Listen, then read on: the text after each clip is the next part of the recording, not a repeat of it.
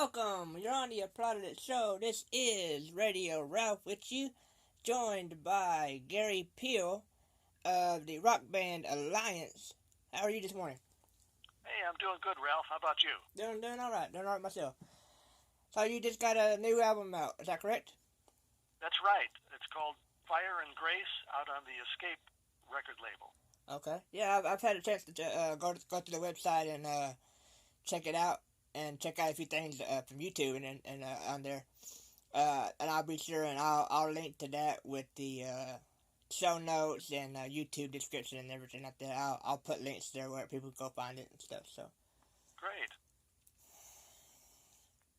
but yeah, so Alliance has put out 5 albums before this. That's right. Okay. Yes.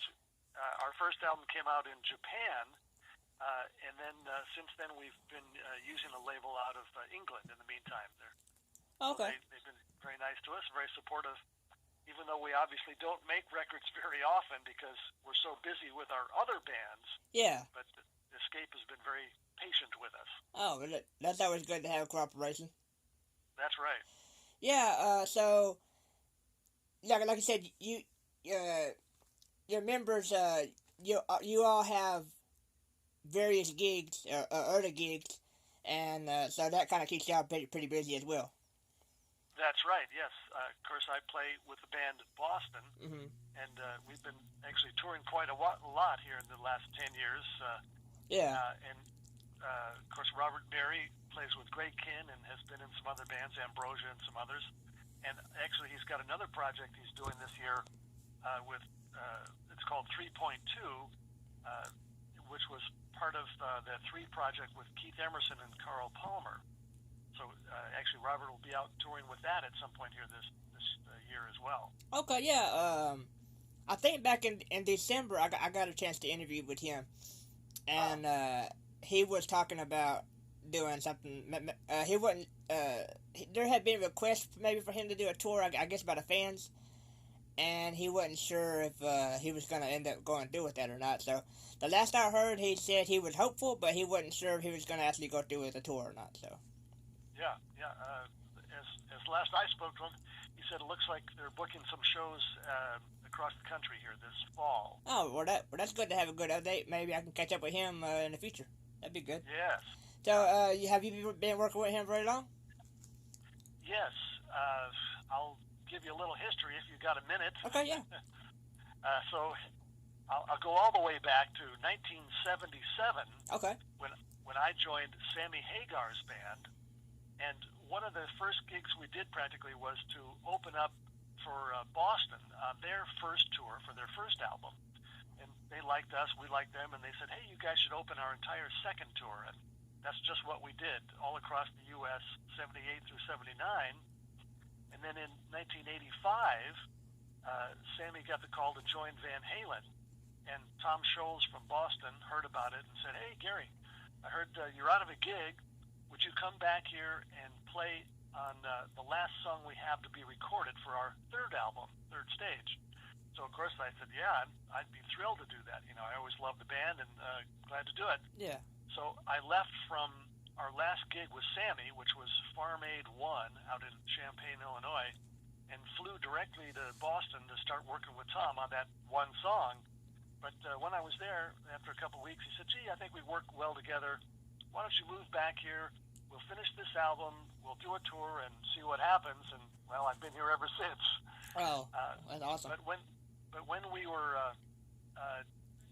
when Sammy had told us that he was going to, leave and join Van Halen, he said, look, you guys are a great band. You should keep going. Just find some other singer and keep going without me. And to that end, Geffen Records, our label at the time, put us in touch with Robert Berry, who, again, had worked with Keith Emerson and Carl Palmer. And, but, again, I got the call from Boston, so I moved out there and didn't have a chance to connect with Robert and the guys on that. But after the Boston Third Stage album and tour, Tom called us and said, it's going to be a couple of years till we make the next Boston album. If anybody wants to do a solo project or a project on the side, now's the time to do it. So I called up my old buddies David Lauser and Alan Fitzgerald from Sammy's band, and said, "Hey, let's get together and make some music." And they said, "Oh yeah, remember the guy Robert Berry that Geffen told us about? Let's call him too." So we actually all got together in Sammy's home recording studio and showing each other song ideas, and he just clicked right away. It just felt like our brother in arms. Mm-hmm. So we been working together since then. Wow. So it's gone way back then. Yeah. And it's still going strong. Right. Yeah. We unfortunately, because we are in other bands, we don't have as much a chance to get together. Yeah. But as a matter of fact, the three of us, Dave Lauser, Robert, myself, and a couple of other guys, are in another band that Robert had dreamed up called December People. Uh-huh. And that's where we play traditional holiday songs, Christmas songs that everybody knows that you grew up with. Yeah. But in the styles of our favorite bands, Led Zeppelin and AC/DC and Huey Lewis and Tom Petty, and the list goes on and on and on. Again, it's all the songs you knew that growing up. Yeah. But in the styles of rock bands. And so we do shows, obviously, around November, December, around the holiday season. Mm-hmm. And every show we do is a benefit for usually a local food bank. Mm-hmm. Nice that we can give back to the community at that time. Yeah. So, that's great. We do get to perform together, but it's for charity events. Oh, okay. But this last December, we did some shows out in California, and we said, "Hey, look, we're all here together at once. Let's finish up the song ideas that we had for Alliance."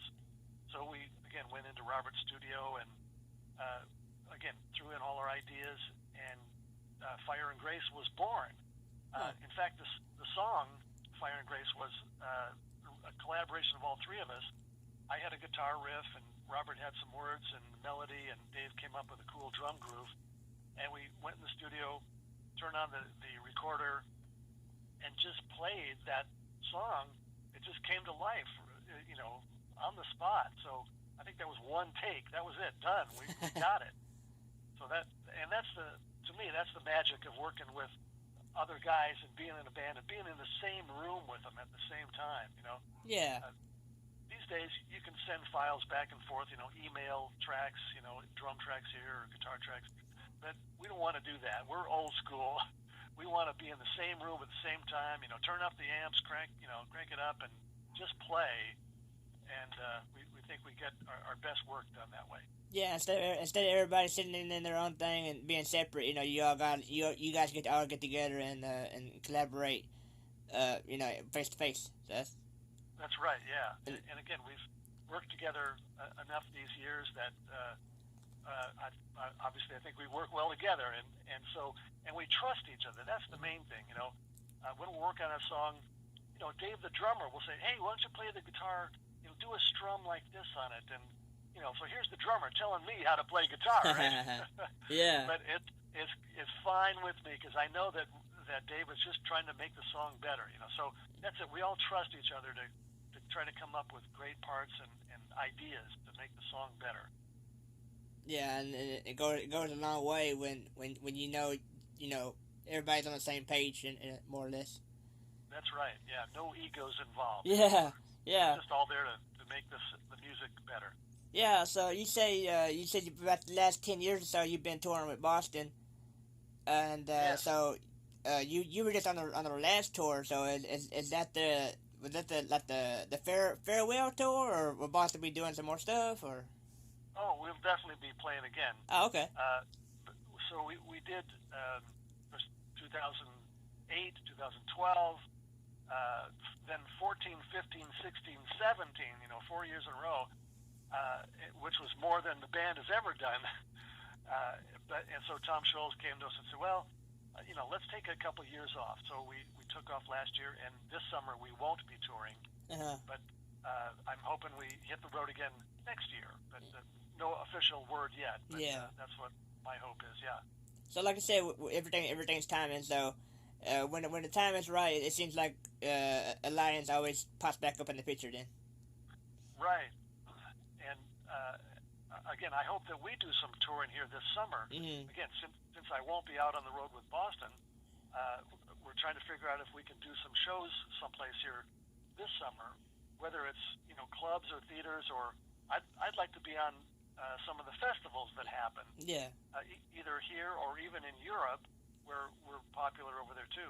In a festival, it's the kind of place where the audience comes, and there are 10 or 20 bands on the gig, over a couple of days, and the audience knows that they're going to see some bands they've never seen before, and so I think that would be a good venue for us because we haven't done a lot of gigs, and not a lot of people know who we are as Alliance. Yeah.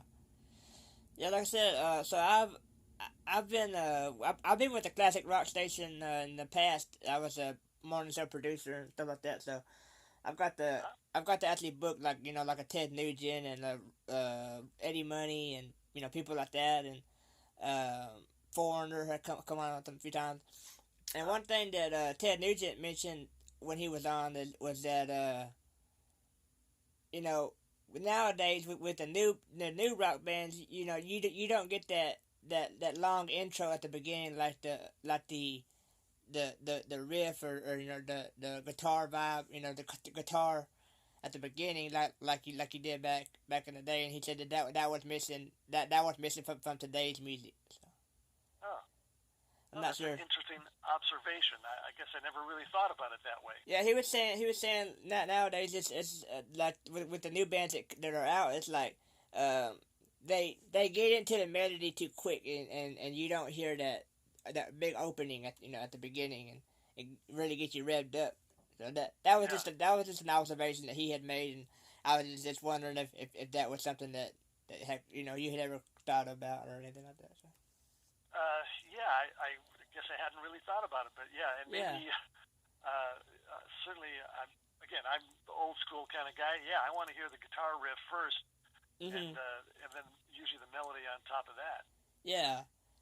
Is there any new band out there currently that you've heard about or you follow? Everybody. Yeah. When I'm in the car, I'm a button pusher. I was go from station to station, listening to all the stuff, and everything from country to jazz, to R&B to rock, classic rock. Yeah, I listen to everything, and of course some of the new bands I don't know the names of them because they don't always say who it is. Yeah. So I'll have to ask my kids, hey, who's that? I like that song. Oh, Dad, it's so and so. Yeah, you get less talk on the radio, so it makes it kind of harder to know from song to song who's who. So exactly. They've kind of cut it out on that front. But yeah, like I said, I was in a morning show for a little while, for a couple of years, and we actually got to book Greg Kihn, and he was great to have on. And I know Robert and him have worked closely together, and I'm sure you have as well with Robert. And how familiar are you with Greg? I almost joined Greg's band. I don't know if you knew about that, but way back then, in the early 70s, or I guess mid-70s, whatever, I was in a local band in the San Francisco Bay Area, and Greg was just putting a band together at that point. He had moved out from, I think, Baltimore or something. Anyway, I went to audition for Greg's band, and so we jammed on some of their songs and all that, and I thought he was a great singer and had good song ideas, but I was, again, looking to join some other band, and I again, went jammed with Greg, and that was great. And then the next day I got a call from Sammy Hagar to come and jam with him. So I went down to again, check him out and be there and do their rehearsal. But while I was there, Sammy's manager called and said, hey, there was a gig with Queen and Thin Lizzy. Queen had to cancel. Thin Lizzy's going to headline. You guys could be the opening act if you have a guitar player. So, of course, Sammy turns to me and says, hey, can you do this gig? It's in 2 days. And, of course, I said, yeah, sure, I could do it, Yeah. So I went home and practiced all the Sammy songs, and we did the show, and it went really well. We even got a nice review from the local paper. But I just figured he was, hired me to fill in for that night or whatever, and so I was saying goodbye at the end of the night, and Bill Church, the bass player, said, no, you're in the band. That's it. So It's like, oh, well, nobody really told me. I just thought I was filling in here. So I probably would have joined Greg's band, but Sammy hired me the next day. Yeah. And one thing Greg had mentioned when he was on is that, you know, when you've made music in the past and then you try to make new music that, comes out, you want to have a new sound, but you still want to sound original. Like, you still want to sound like you were, uh, when you first hit the scene, and all that. So. Sure. Yeah. Yeah. You certainly want your own sound and style, and just think about all the great bands that have sounded good over the years, like dare I say, like the Rolling Stones or AC/DC. Yeah. You hear those songs come on the radio, and you know exactly who that is. Mm-hmm. So I'd like to think that we have that same thing going for us with Alliance. Mm-hmm. That now I think we really know what Alliance should sound like. So if you give us 3 chords, we'll make a song out of it, and it'll sound like Alliance. Nobody else. Yeah, you have your own uniqueness. Right. Now, you said you're with the Alliance and everything, and I've noticed that you're, from what I can tell from online, is that you've got a pretty I guess you could say a established fan base. Uh-huh. So I mean that's, and it seems to be growing. So that's always I guess good to always have growth. Oh yeah.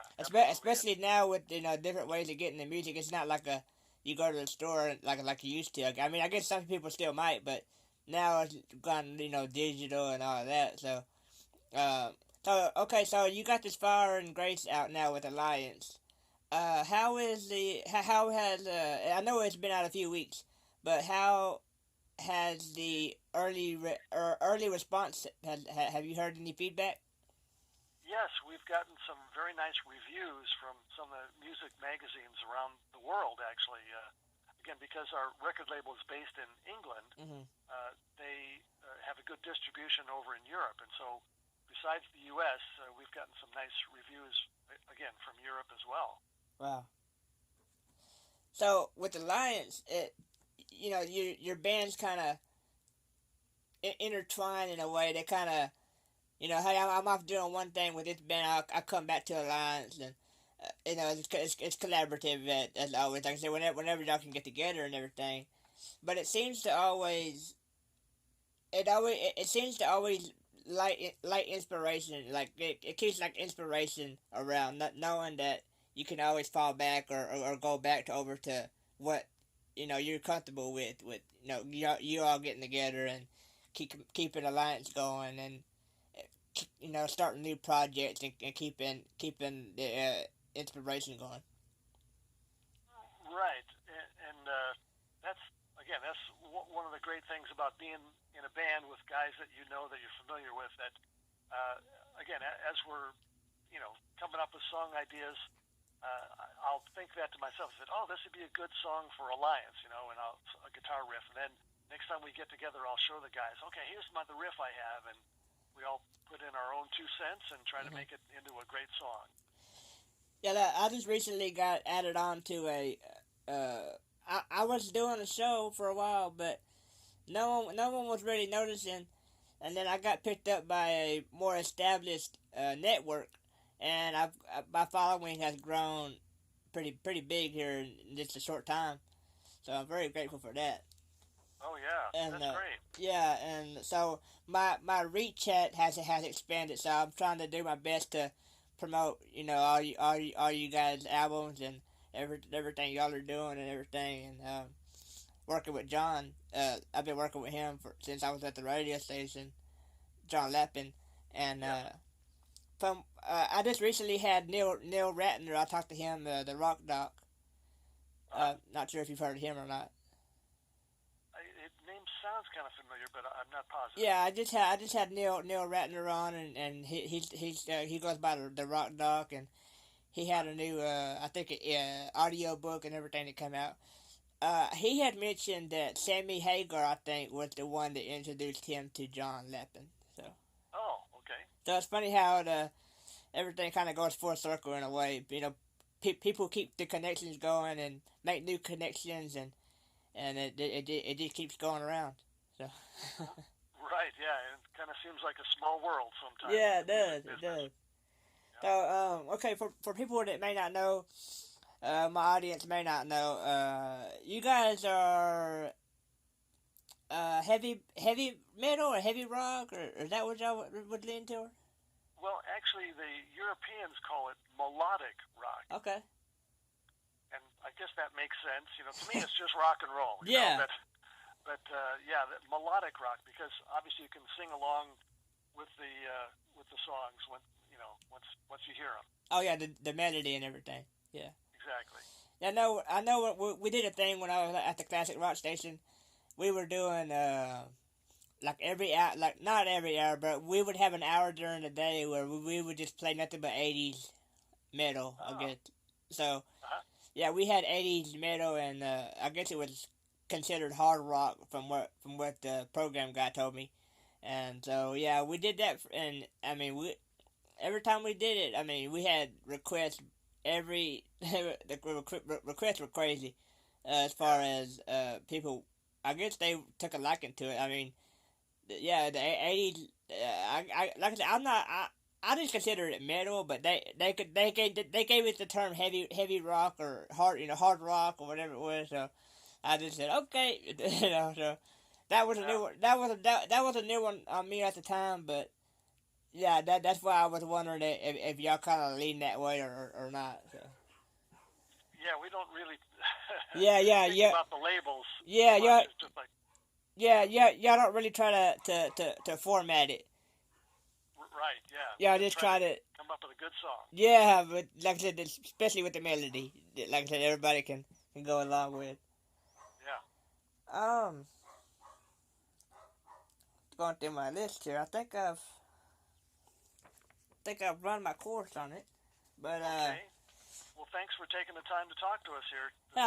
Yeah, I mean, it's sure. Like I said, anytime I can help, get my audience familiar with people that they may not be familiar with, and a way to promote and help, you guys out. I'm happy to do it. Well, thank you so much. And if we get through Waco, I hope that we can meet and I can shake your hand in person. Okay, that'd be awesome. Yeah. We've had some great guys come through Waco, and hopefully that will happen one day. And I've got to do a lot of backstage stuff through there and stuff like that. You get to go backstage and hang out a little bit. That's always cool.